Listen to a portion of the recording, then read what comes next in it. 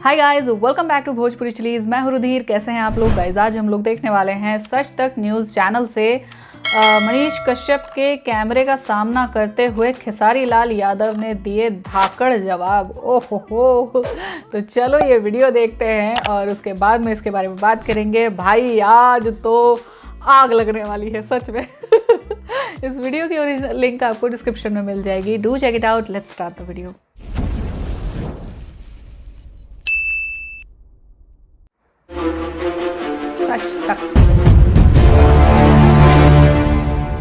मेरे साथ जो व्यक्ति बैठे हैं वो पूरी दुनिया में किसी परिचय के मोहताज नहीं है, क्योंकि YouTube पे सिर्फ और सिर्फ इनका नाम ही काफ़ी है। कहा जाता है कि ये हिट मशीन है। बदलता हुआ बिहार, बदलता हुआ भोजपुरी समाज और भोजपुरी फिल्म के ऊपर आज हम इनसे सवाल करेंगे और सिर्फ पॉजिटिव सवाल करेंगे, नो निगेटिव।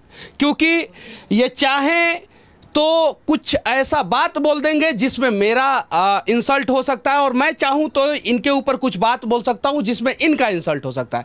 लेकिन अगर हम दोनों मिलकर प्रयास करेंगे तो बिहार, उत्तर प्रदेश और भोजपुरी समाज का जो फिल्म है उसको बदल के रख सकते हैं। सही है कि नहीं है? बिल्कुल। देखिए, और ये जिम्मेदारी जो होती है ना कहीं उन्हीं के ऊपर होती है जो जिम्मेदार होते हैं। आज आप ब्रांड बिहार मुहिम से जुड़े हैं, क्योंकि आप ऑलरेडी एक बहुत बड़े ब्रांड है और बिहार को रिप्रेजेंट कर रहे हैं। कैसा महसूस कर रहे हैं आप?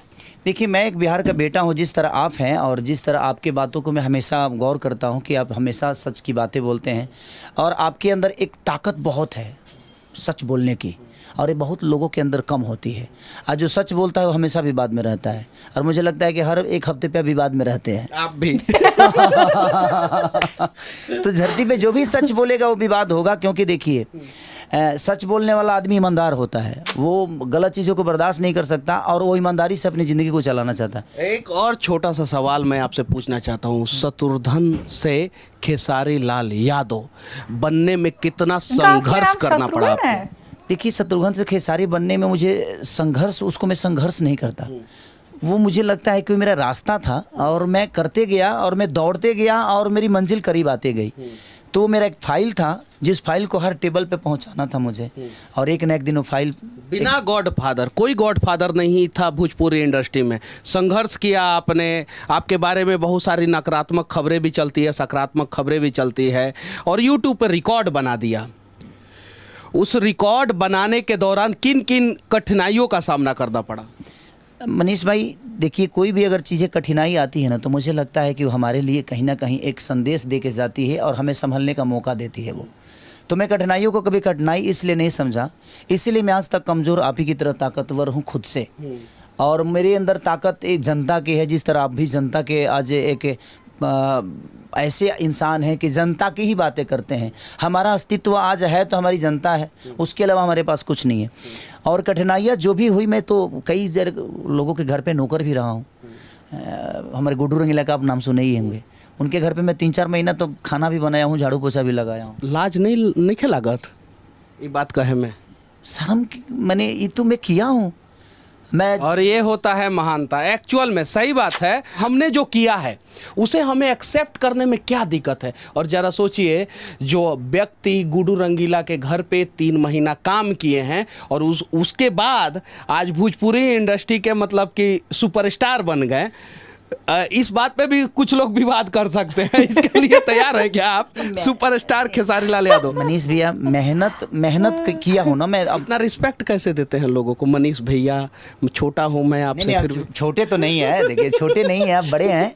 आज आपका औहदा भी बड़ा हो, समाज के एक आप ऐसे आईना हैं जिस आईना को फिट करने के लिए आज आप अगर आईना बने हैं तो पूरी दुनिया को भी दिखा दें और आप खुद को भी देखते हैं।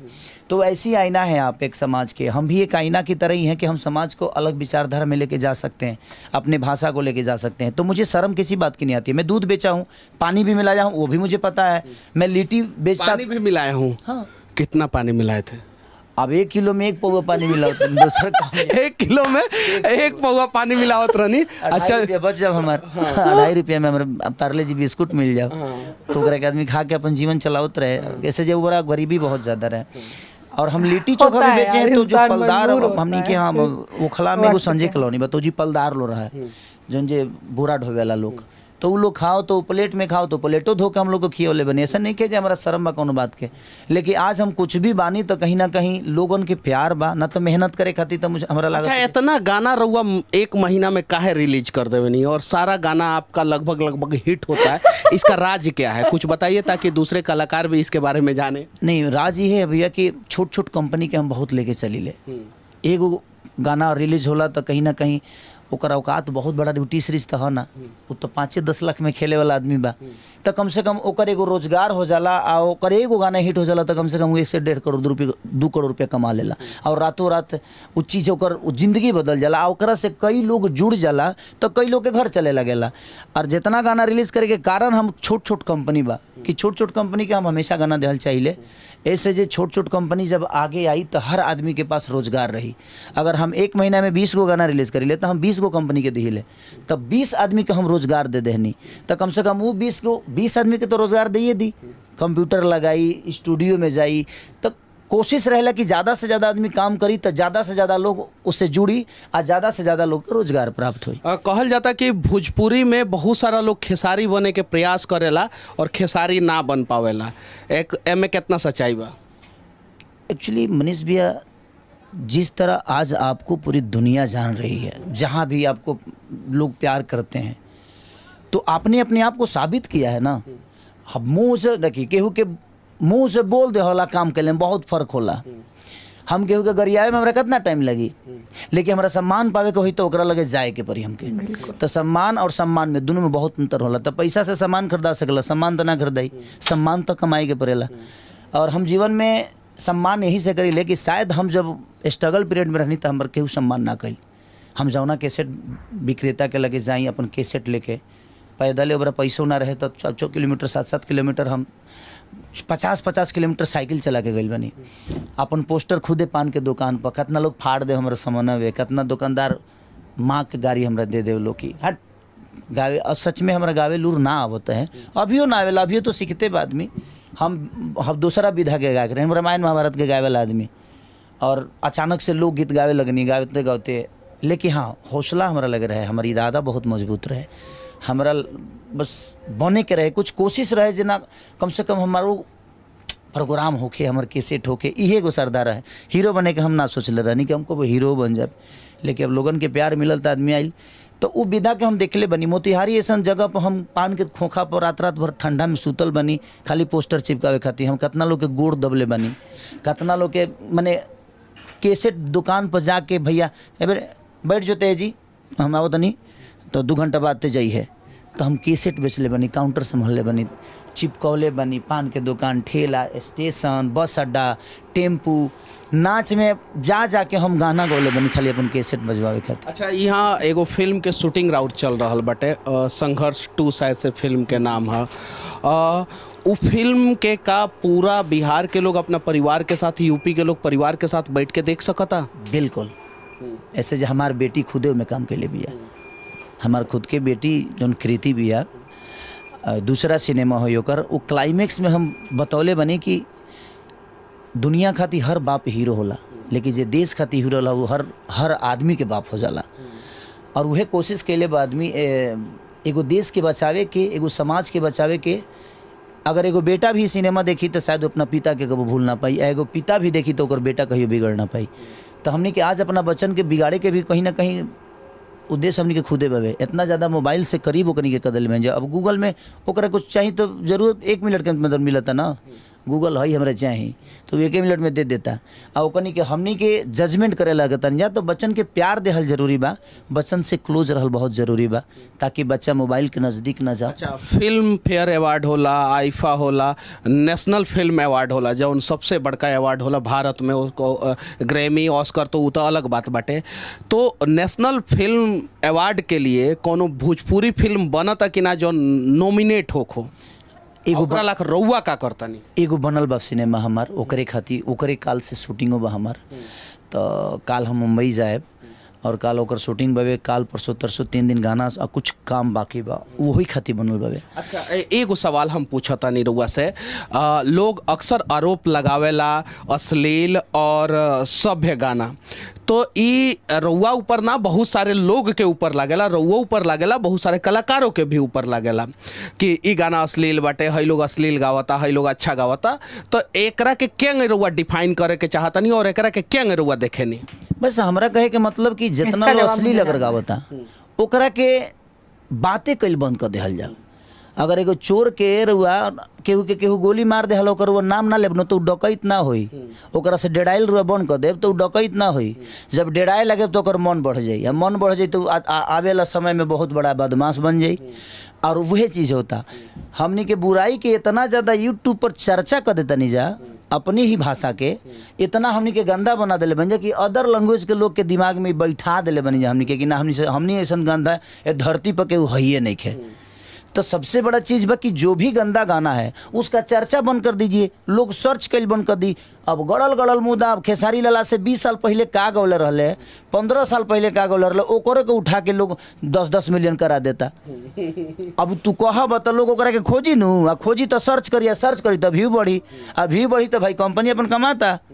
तो आप गलत चीज़ को प्रमोट करना बंद करिए, गलत को गलत साबित करने के लिए आप उसको चर्चा में ला देते हैं। तो सही को सही बनाने के लिए सही के तरफ भागिए और सही का चर्चा करिएगा तो सही भी देखना दुनिया कल से शुरू कर देगी और लोगों की मजबूरी हो जाएगी। अच्छा, अगर बिहार के बदले के मौका मिली खेसारी लाल यादव के रियल लाइफ में ना, फिल्म रौनी के बहुत बनौले बन लगे जैमें बड़का बड़का अधिकारी बन के बिहार के बदलने बन लगे, रियल लाइफ में कब मौका मिली तो कार हुआ तैयार बनी? अगर आप जैसा भाई साथ में होगा तो हम दुनिया के किसी कोने में तैयार हो जाएंगे। रीज़न सच्चे लोग मिलना चाहिए भैया जीवन में। हम राजनेता हैं ना, आ केहू नेता पर हम टिप्पणी करब ना। हम एक ही वो शब्द जानता नहीं कि जब हमारा बिहार के जितने भी नेता हैं, जब उनके बच्चे बिहार में नहीं पढ़ पा रहे हैं तो हमारे बच्चों का भविष्य वो तय नहीं कर पाएंगे।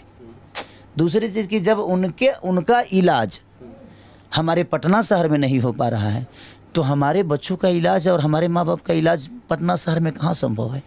तो जब वो अपने लिए अच्छे अस्पताल नहीं बना पाए तो हम उनसे आशा कहाँ से कर पाएंगे। जब वो अपने बच्चों को पढ़ने के लिए अच्छी स्कूल की व्यवस्था नहीं दिए तो शायद हम अपने बच्चों का भविष्य उनसे कैसे मांग सकते हैं। तो हमें बदलने की ज़रूरत है और बदलने की कोई ज़रूरी नहीं है। पढ़े लिखे लोग आएंगे जो अपने घर को बेहतर चला सकते हैं, वो आज नहीं तो कल अपने राज्य को भी चला लेंगे। लेकिन हाँ, वो गरीब का ही कोई बेटा होगा जो चलाएगा। जो भी सरकार चल रही है अच्छी चल रही है, अगर लोगों को अच्छा लग रहा है तो हर आदमी अच्छा ही कर रहा है, तभी लोगों को अच्छा लग रहा है, उसमें मैं टिप्पणी नहीं कर सकता। लेकिन मैं चाहता हूं कि बिहार में रोजगार तभी बढ़ेगी जब लोग बाहर से आएंगे, हमारे पास जगह है। झारखंड में सब्सिडी मिलेला, उत्तर प्रदेश में सब्सिडी मिलेला, बिहार में फिल्म शूट होता है तो सब्सिडी नहीं मिलता, एक मलाल नहीं रहता है आप लोगों के अंदर? अब कितने सारे कलाकार भैया अपना आधार कार्ड चेंज करा के यूपी का कर लिए, ये अब तो आपको पता ही नहीं है। कई सारे प्रोड्यूसर मेरे पे दबाव दे रहे हैं कि भैया आप यूपी का आधार कार्ड बनवा लीजिए। 80% होगा यूपी का आदमी तभी सब्सिडी मिलेगा, ऐसा नियम है। ऐसा नियम। हाँ, तो आप लोग मजबूरी में यहाँ लोग कार्ड चेंज करा रहे हैं, लोग बिहार का आधार कार्ड अपना यूपी कर रहे हैं, क्या करेंगे? आखिर प्रोड्यूसर को फायदा नहीं होगा। अब सिनेमा हॉल पे चलता है नहीं लोगों का, मेरा तो चलता है भैया, हम बाकी लोग की बात नहीं करेंगे। हमारे सिनेमा आवेला तो चलेला, लोगों के प्यार हमारे मिलेला। अब बाकी लोग के जेकर नहीं चलता है, चाहे चलतो बा तो अपन आधार कार्ड जी के करा ले बा, ताकि सबके लिए आप सोच रहे हैं। हाँ, तो हमारा कहे के मतलब जे अगर बिहार सरकार ये नियम गलत है, ऐसा नहीं कि गलत सही है, ताकि यूपीए के कलाकार मैंने उसमें काम करी हैं, अजय बिहार के कलाकार बाबू कहाँ जाई। अब बिहार सरकार को भी इस बात पे सोचना चाहिए कि भाई जब हर राज्य के लोग अपने कलाकार के लिए सोच रहे हैं तो हम बिहार के हैं, तो आज हम यूपी में क्यों शूट कर रहे हैं भैया? आप ही बताइए कि अगर हम कम से कम 300 यूनिट 70 गो रूम बुक बा, खाली होटल के बिल नहीं हुई तो 20 लाख रुपया आई, ट्रेवल के खर्चा नहीं हुई तो 10 से 12 लाख रुपया आई, खाना के खर्चा नहीं हुई तो 15 लाख रुपया आई, बाकी सब सिस्टम के खर्चा नहीं तो सब मिला के हम कम से कम 2 करोड़ यूपी सरकार के दे के जाता नहीं ना। तो यह 2 करोड़ बा हम बिहार सरकार के दे देती तो कम से कम लोग को रोजगार मिल जाइत, केहू लाइट खरीद लीत, केहू स्टूडियो डाल लीत, केहू कैमरा खरीद लीत, तो सबके रोजगार बढ़ जाइत, तो दूगो रोटी सबके मिले लगित, आ सिनेमा के सिनेमा बनित, लोग के सिनेमा के काम मिले लगित, हर चीज़ होखे लगित ना। तब तो कहिए से आदमी कहते हुए, लेकिन केकरा से कहे जाए भैया हमारे फिल्म सिटी के कब निर्माण हुई बिहार में?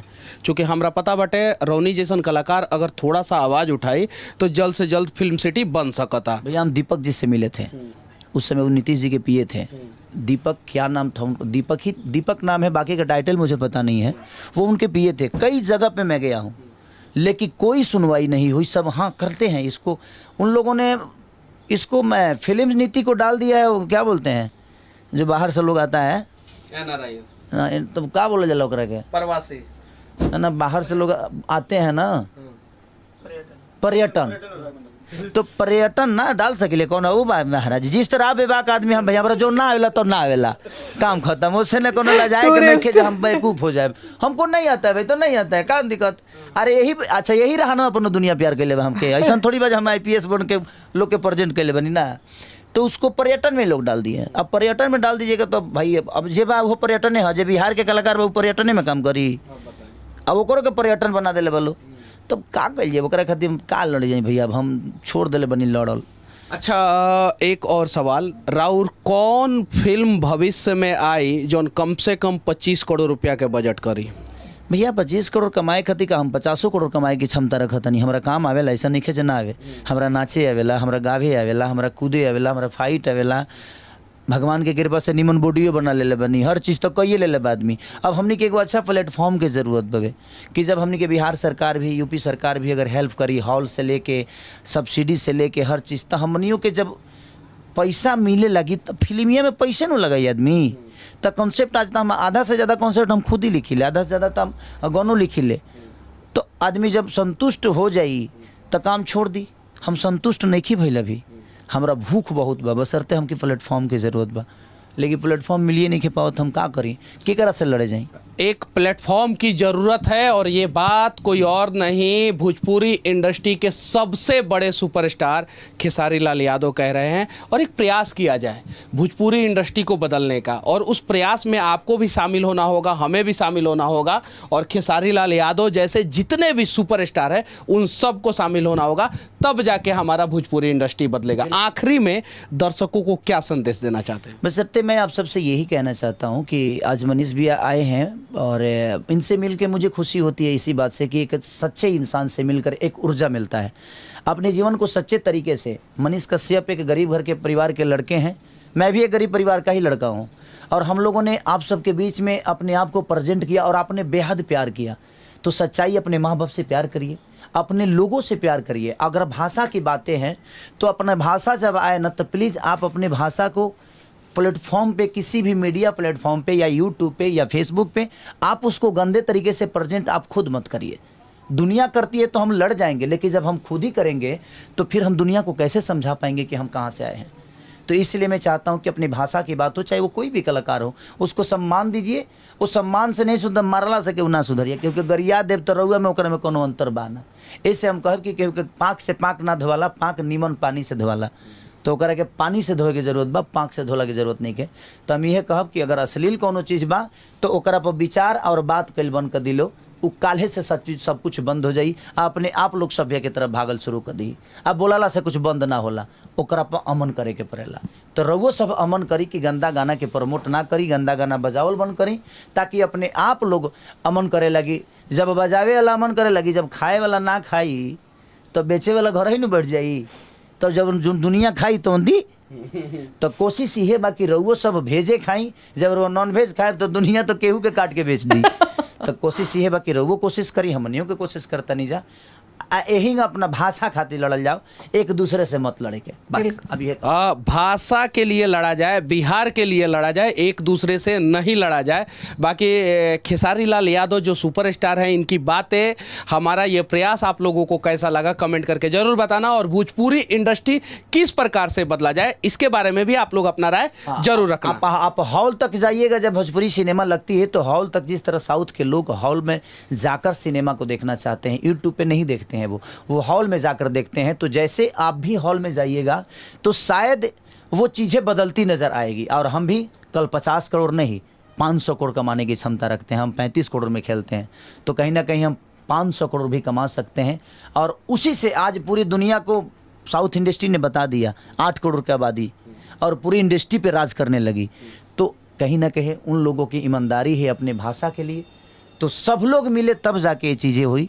तो हम सबको प्रयास करना चाहिए अपने भाषा के लिए। ये नहीं कि अगर कोई आदमी एक गलत कर दिया तो पूरी दुनिया उसको दबाने लगे, नहीं, उसको बोलिएगा तो दबेगा नहीं और उठ जाएगा।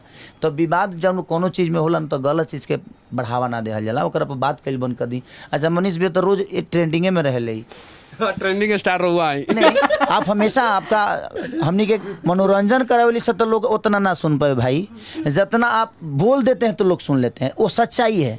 तो आप बात लोगों के लायक करते हैं, जब लोग के लायक रहो बात करब ना तो दुनिया में रहो के केहू पीछे ना करी। हम हूँ वही विचारधारा में रही ले, जे लोग के लायक बात करी ले, लोग के लायक गाई ले। अब केहू करे के गलत कह देवे चाहे केहू सही कह दे, हनुमान चालीसा के गलत में कुछ लोग कमेंट करी गलत कही। हाँ। अच्छा ये बताइए, जब हमारा गलते साबित करे के होई तो राम जी के ना कह देब। हमको गलत साबित करना होगा तो मैं मोदी जी को भी कर सकता हूँ, मैं किसी को कर सकता हूँ, मैं लालू जी को कर सकता हूँ, मनीष कश्यप को कर सकता हूँ, खेसारी लाल यादव को कर सकता हूँ। अगर गलते साबित करे के बाद तो ओकरा खातिर कोई को प्रतिक्रिया बा, तो ओकरा के कौन काम बस गलत साबित के लेके भाई। तो ओकरा के तोड़ मरोड़ के गलते साबित कर, राम जी गलत ना रहले, रामो जी गलत हो जी हैं, हनुमान जी गलत हो जी हैं, तो वेद गलत हो जाता है अगर गलत साबित करने वाले लोग बैठ जाएं तो।